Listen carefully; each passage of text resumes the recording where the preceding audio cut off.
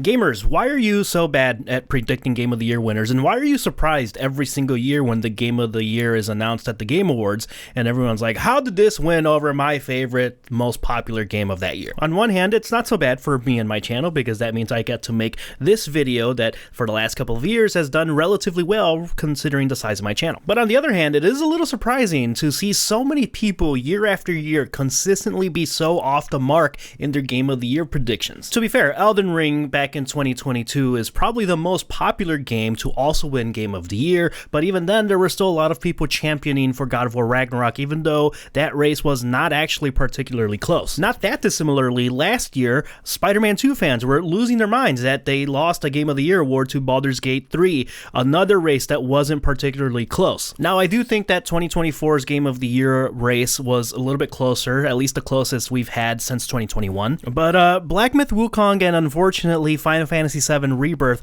were not real contenders. I think those games are probably fighting for 4th place this year. So yeah, I think the right game won at the Game Awards this year, and this video is not just going to be why Astro Bot beat everyone for Game of the Year, but it's also going to be why Astro Bot absolutely deserves its Game of the Year win.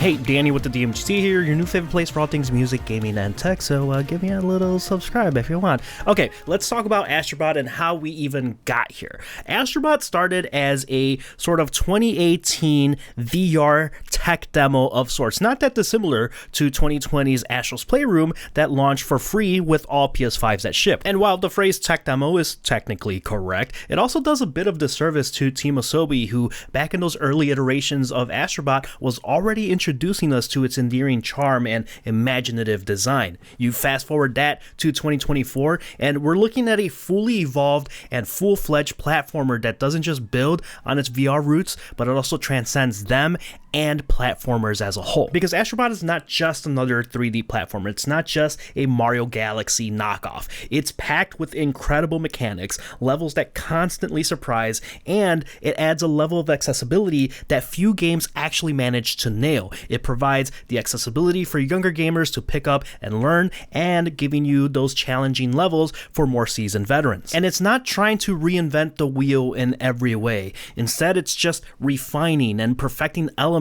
of 3D platformers that we already love, and that's what started creating that unforgettable experience. Okay, what is bro yapping about? Alright, let's get into some specifics. Let's start with the gameplay. Astro Bot redefined what platformers can do in 2024. It didn't revolutionize the space, but it certainly helped push that medium forward and refined what 3D platformers are known for. Its levels aren't just visually stunning, they are visually stunning, but they're also interactive in ways that make you feel like you're a part of the world. I know that feels like Spider-Man line is cliche, but it's really true when it comes to Astro Bot. Each level presents unique mechanics and challenges, keeping the gameplay fresh throughout. It's in perfect bite-sized chunks, so the games, the levels, and the unique mechanics don't overextend their welcome. You add on top of that skill progression that feels natural and rewarding. It encourages you to experiment with the new abilities without overwhelming you with all these new mechanics. And the key here is the implementation with the DualSense controller. I made a YouTube short not that long ago after Astro Bot launched saying that Astro Bot is one of the few true PS5 next-gen games. And I didn't say that as a knock to other games that do exist on the PS5, but so few games have actually implemented the mechanics and technical ability of the DualSense, and Astro Bot really nailed it at almost every single level. Sure, HD Rumble has been around for a while and Astro Bot did that very well, but then you combine those subtle variations that mimic environmental textures to the adaptive triggers, and that just enhances the immersion. I constantly think about just a simple act of pulling on the ropes that were on the ground or in the air with the adaptive trigger, and what is seemingly a small detail, a small mechanic, it felt fresh and familiar at the same time, and Astro Bot does that with pretty much every single ability and level in its game. The only other game on the PS5 that I think even comes close to implementing the DualSense controller the way that Astro Bot did was Returnal in 2021. So we're going on 3 years since the last time a game really fully immersed you with that DualSense controller. I think Astro Bot was a really good reminder that charm, creativity, and accessibility are just as valuable as cinematic storytelling or hyper-realistic visuals, challenging combats, and so on. And I feel like I need to harp on the charm a little bit, because when this game was first announced, I thought it was just like a bunch of product placement for a bunch of Sony branded products. Oh, it's a game to show off the PS5 and the DualSense controller. But once you sit down, boot up the game, and start playing, Astro Bot has a rare quality. It just makes you smile by playing the game. I found myself grinning from ear to ear various times while playing this game. It's charming, it's heartfelt, it connects with players of all ages. Whether you're new or a seasoned veteran, there's something about Astro Bot's joyful world that sticks with you, and it almost feels like you're playing a Pixar movie. Some people can say, alright, well, Nintendo has done platformers forever. Super Mario Odyssey was really good, Super Mario Galaxy was really good, but I think Astro Bot takes that even a little bit further, because it also is a technical marvel. The art direction, its vibrance, it's polished, it's meticulously detailed, its visual and graphical performance is as fluid as the mechanics of the game itself, and I feel like games forget to do that sometimes. I've also seen the argument online pretty regularly that, oh, this game was just nostalgia baiting. It's just slapping a bunch of collectible Easter eggs from old IPs from PlayStation that appease to old heads. And I think that's particularly hilarious because, in my opinion, some of Astro Bot's best levels have zero of that nostalgic and IP factor. Some of those were fun. I'm not saying that those were bad, but when I think of the casino level, when I think of the mouse level where you're using different mechanics with your size, with time mechanics, and it all worked really well in acceptable chunks that weren't overwhelming, I think that's hard to pull off and deserves all the praise that Team Asobi is getting. Whereas when I think about games like Final Fantasy VII Rebirth or Black Myth Wukong, let's start with Final Fantasy. It's a game that has incredible narrative depth, but it feels bloated with side content. Saving the world feels less urgent when you're sidelined by minigames like playing cards. And that's not to diminish Rebirth's achievements at all, but it does have pacing issues. It does feel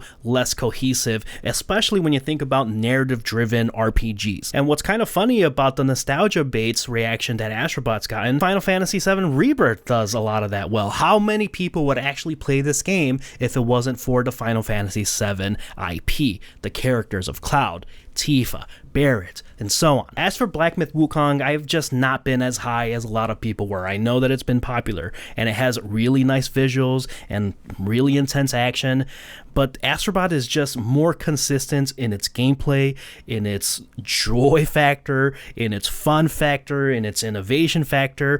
Wukong occasionally struggled with pacing as well, and polish. The technical aspect of it can't be understated there either, and when we're talking about Game of the Year, I say it every year, it's all about the details, and you have to nail the minute details that feel like it's nitpicking, but that's what you have to do when you're selecting the best of any given year. In that context, games like Metaphor ReFantazio and Balatro, I feel, did a much more cohesive job with what they were trying to do, and those are games that I would put ahead of both Final Fantasy VII Rebirth and Black Myth Wukong. In what order?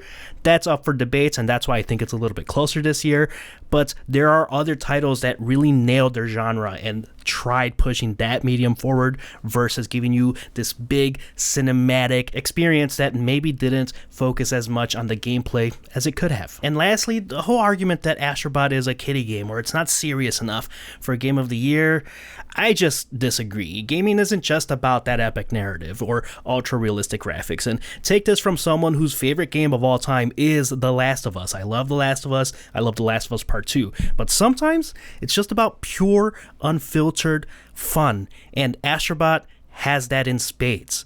Charm, creativity, accessibility, again, are just as valuable as cinematic storytelling or hyper-realistic visuals. Astro Bot's win is a love letter to fun video gaming, to fun platformers, a genre that is often overshadowed by sprawling open worlds and gritty action games. It proves that smaller, more focused experience can still leave a massive impact. In a time where we have so many continued layoffs in the gaming space, this win encourages developers to innovate innovate with traditional genres, tighter, concise experience, and reminds us why we fell in love with gaming in the first place. And who knows, maybe Astro Bot's success could spark a resurgence in high-quality platformers and smaller, tighter, really good experiences. For all the heat that PlayStation's gotten this year, they've found themselves with a couple of really strong gems. Helldivers 2 was really fun this year, and now Astro Bot, they might have themselves another franchise IP here. I want to see more of this adorable little robot. But that's just my take. I do think Astro Bot was that good, totally deserved its Game of the Year win, but let me know in the comments who you thought deserved Game of the Year. And if you enjoyed this video, this breakdown, consider subscribing, toss a like if you want, and I'll catch you next time. Thanks for watching the video.